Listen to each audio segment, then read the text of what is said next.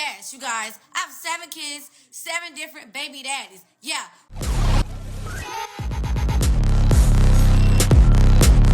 Welcome back to my channel. I know I have another video so soon. If you're new here, hi, my name is Jasmine. I watch and judge TV and movies so that you don't have to, and then I do a commentary about it here, and I do the occasional storytime video, or in today's case, I go over weird news. I thought we'd explore the world of parents showing off their parenting on social media, and one lady that ended up on the news. But first, please subscribe. I'm trying to catch up on editing my videos, so you get this one in the meantime. Next one is going to be a movie review. And there is a cat on me, so if you hear noise, it's her. This video is sponsored by me and my website jasminebakerart.com. I specialize in drawing realistic portraits of people and animals. Please use the contact form to get in touch with me. Okay, on with the video. So I've been seeing this video everywhere of this little girl, and the caption on it says that she's 6 years old. Before we go further, this is a watermark on the video, but that isn't the source of it. I can't find the source. This is the one that keeps circulating. I don't recommend visiting that Twitter page. That person is pushing a very specific narrative about a demographic that I, in good conscience and possessing a brain, cannot advise you to visit. If you are not mentally or emotionally strong, I'm just warning you right now, because I think part of the reason he posted that specific child was because she is black, and that's all I'm going to say about that. So this woman, who I assume is the mother, filmed this little girl at the playground getting some activity in. This is 100% child abuse, and you'll never convince me differently. And it angers me when people treat their kids like this. I can't even imagine how much pain this child is in. This little girl is 6 years old, and she has to be 200 pounds. This is like a my 600-pound life story in the making. There is absolutely no excuse, and this is a parenting fail at every level. I don't like to assume, but oftentimes I'm right. She's getting physical activity, so that's a positive. Here's to hoping that she's on some kind of physical activity routine. This is the type of obesity where it really isn't the person's choice, because the person that's in charge of them is literally feeding them into disease. These kids don't have a choice, and oftentimes they're encouraged to eat as much as they possibly can, because oftentimes food is equivalent to love. You had one job, and that's to be a parent, to prepare your child for the next stage in life. This isn't doing that. The only things you're preparing her for is diabetes, inevitable joint pain at a young age, and possibly a heart attack in her early teen years, and not to mention self-esteem issues, depression, anxiety. I think people need to quit saying that bigger people can do the same things that smaller people can do. I know that a smaller child likely won't struggle to this degree to walk up a few steps on playground equipment. Now, our second story is even sadder than the first. I didn't think that was possible. Jennifer Lee Wilson, 340 pounds, from Indiana, was recently arrested and charged with reckless homicide. Guess what she did on April 25th of this year? Anyone? Jennifer is a foster parent, and she had the brilliant idea to sit her entire body on a child and said, quote, "I was laying on him and he was acting bad," and then told another child to call emergency services during the situation. Unfortunately, 10-year-old, 90-pound Dakota Levi Stevens suffocated for over 5 minutes. Once again, I cannot even imagine. Now, the foster mom claims that she asked him if he was faking, and then she saw his pale eyelids. The cops and other emergency responders arrived and pronounced him dead 2 days later at the hospital. Right before this happened, though, Dakota went and pleaded with a neighbor to adopt him because his parents were physically abusing him. The neighbor did nothing, of course. Shocker. They didn't see any injuries on him, so I guess they didn't feel the need to intervene. So then his punishment for having the audacity to run away to get help from a neighbor was to be crushed to death. The coroner ruled the cause of death as a homicide as a result of mechanical asphyxia. The most powerful evidence is the footage from the Ring doorbell that caught all of this. So the doorbell footage, according to this article from the New York Post, states that even when Dakota stopped moving, Wilson continued sitting on him. This is horrifying. Apparently, Jennifer, the foster mom, and a neighbor were performing CPR on the front lawn. Quote, Wilson told officers that Dakota had thrown himself on the ground back at her residence and stated that she laid on his midsection and called his caseworker. Court documents state, "I have a lot of fears. Fear of losing my teeth, fear of losing bladder control, fear of being paralyzed, and on that list, fear of being crushed is also there. When I was in the 6th grade, a very obese boy, about 200 pounds, almost sat on me when I was sitting at my desk because he wasn't looking where he was sitting. I was about 110 or 100 pounds at the time, so kind of small. Ever since then, my fear of being crushed has heightened. Even at that age, I knew that I could get hurt. There's no doubt in my mind that this 48-year-old woman knew. She makes me sick." The article also states that she previously had her foster care license license revoked, so she's no longer caring for the children. I'm doing air quotes since you can't see. Wilson is also facing a, ready for it, 6-year prison sentence. So this article I found states that there were 3 other kids in her house at the time, and it looks like they were adopted kids. This was Dakota's 5th foster home in 5 years. His family is seeking justice, rightfully so. This child deserved nothing but wonderful things and a family that actually cared about him. He didn't deserve to have his life cut short. He deserved decent parents. The reason he was put in the foster care system in the first place was because his parents were having problems with addiction. Then his father passed away, but his mom never recovered from her issues. Previous foster parent to Dakota, Hayden Hetzel, told RNS that they were fostering Dakota from 2019 to 2021. The family had to step away from adoption because Dakota had a sister they were also fostering, but there was a contesting adoption case in the court still. Once Dakota and his sister left this family, DCS separated the siblings and Dakota fell victim to the system. The family was able to get him back a year and a half later for a week, but then a judge denied his placement for unknown reasons, according to Hetzel. He went on to say, Dakota begged for a while to come back because he felt safe and happy at our home. The family stated he was placed in a hospital facility because no one in the state wanted him shortly after all this. So if there's any updates on that story, I will make another video showing updates. So far, she's only going to be charged with homicide. This is a very tragic story, and I feel so terribly for that little boy and his family because no child deserves that. Our third story features this exemplary human being who has claimed that she has had 7 children by 7 different men. What a time to be alive.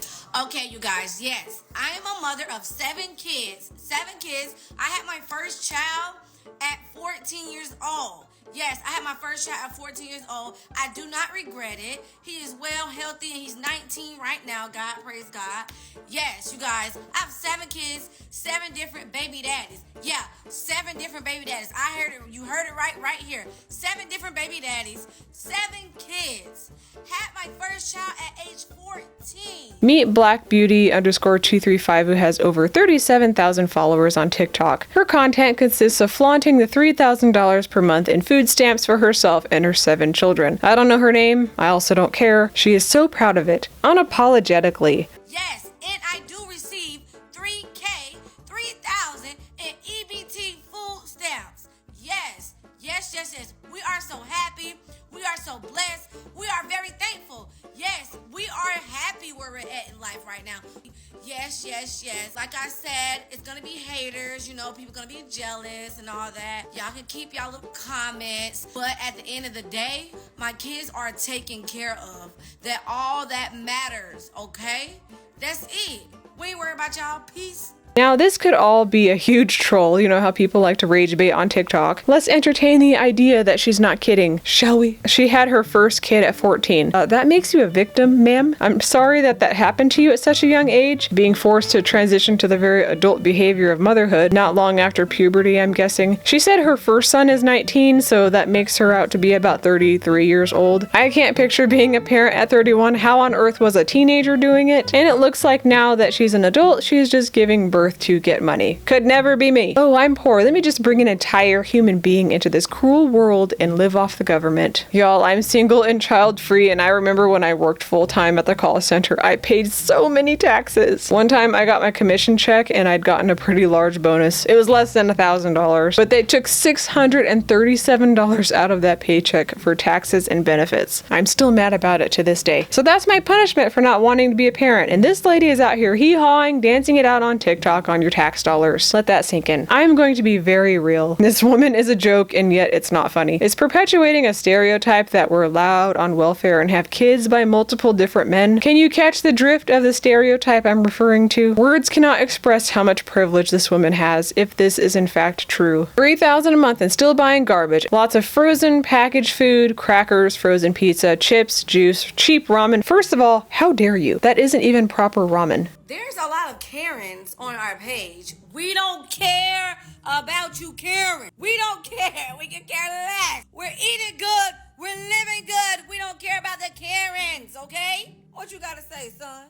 Now, like I said, we do not care about the Karens in the comments, because what y'all saying negative about us, baby, we eating good over here. That freezer is full, and that deep freezer is full, baby. So what you got to say? Their voices irritate me. Y'all ain't got nothing else to say about what we got to do, what we living, and how we living it, and how we doing it. Y'all mad, and y'all depressed. Hey, bye. Misery loves company, and that's the end of that story. Misery loves company. Care about you Karens. You Karens can go somewhere else. Don't come on my page if you don't like what we post. Okay? Karen, remove yourself. Politely block button. Let's see, Chips Ahoy, Brownie Brittle. Oh, you're eating. Not good, but you're eating. There is not one food item up there besides the popcorn. I actually applied for food stamps last year temporarily. So I clean houses, but last year I had also started to clean Airbnbs. However, it was getting slow during the summer because that's just when the Airbnb season slows down here. On top of that, I was really struggling with my health. My hormones and my fatigue were just really catching up with me, and I was still having pain every month. That was the first time ever in my life I applied for food stamps. It was basically one of those like 2 to 2.5 month spans of time where financially it was getting really difficult, especially to get groceries. Anywho, I applied for EBT and I received a whopping $23. After that, it's like, why even bother? Which made me grateful that I got a second job because that really got me by. So I didn't do a lot with that EBT. Last summer was just like really weird. You can get behind really quickly if you lose a week of work. Then in September, I was out of work for about a week, and that was because I had a diagnostic surgery, so my mobility was limited for a few days. And during that month, Michelle McDaniel was like, hey, if you want, let's see how you do with editing my videos. So that got me by in the meantime until I could work my regular second job. She knew that I was just learning Adobe Premiere Pro, and at that time I was only like a couple weeks into transitioning into that program. And here we are, several dozen videos later, several hundred SpongeBob memes later. This is embarrassing, cringy. Rage bait or not, she is still spreading the stereotype. Just look at the comments. Perhaps the best thing about being a real adult is recognizing that these grocery trips are not a flex. I would not eat anything from those except the produce and meat. Highly processed, palatable foods. Are they even still palatable though? I don't crave those foods like I used to. She's just saying, hey everyone, look at this non-food that I just bought. So you don't believe that vegetables exist? Why does your cart look like you are a 10-year-old and your parents are out of town? 10-year-old me would have loved most of this. 31-year-old me just sees a lot of pending insulin resistance and bloating. She filmed herself eating Chipotle that she claims she bought with EBT, and I cannot in good faith show that here because, my god, she chews with her mouth open and I don't want to traumatize you. She's clearly got some people convinced that what she's doing is real. Am I buying it? Not really. I mean, I do see the grocery trips, those are real, and their physiques are reflective of what's in the shopping cart. That being said, while I still have you here, I'm gonna leave a GoFundMe link for Big T Bariatric who could actually use the help. Here's his channel. He talks a lot about the struggles he experienced and talks about obesity related news. When I learned to love and admire bright and shining fat people, the ones who vibrated with joy. Well, every fat person vibrates. All you have to do is just hit one side of their belly and they vibrate all the way to the other end. Like, that's all we do is vibrate. He also doesn't know I'm doing this because I didn't tell him, but head over there if you like his content, support him. So he actually does not seem to qualify for food stamps due to being a student. He needs the money for actual things like food, electricity, internet, rent. He's unable to work a regular job at this time because he's still losing weight, so he's working towards being more mobile. That could change in the future. He used to be almost 700 pounds, you guys, so I wanted to end this video on a positive note. If you happen to be interested in helping somebody out with their bills, or at least food, YouTubers only get paid once a month, so this is a weird in-between time. Lots of YouTubers have other sources of income. Please subscribe and turn on post notifications because I do make videos semi-regularly, and I will see you next time. Probably not through voiceover. You'll probably actually see me. Don't forget to check out my last video where a doctor now works with a 900-pound man. Okay, bye!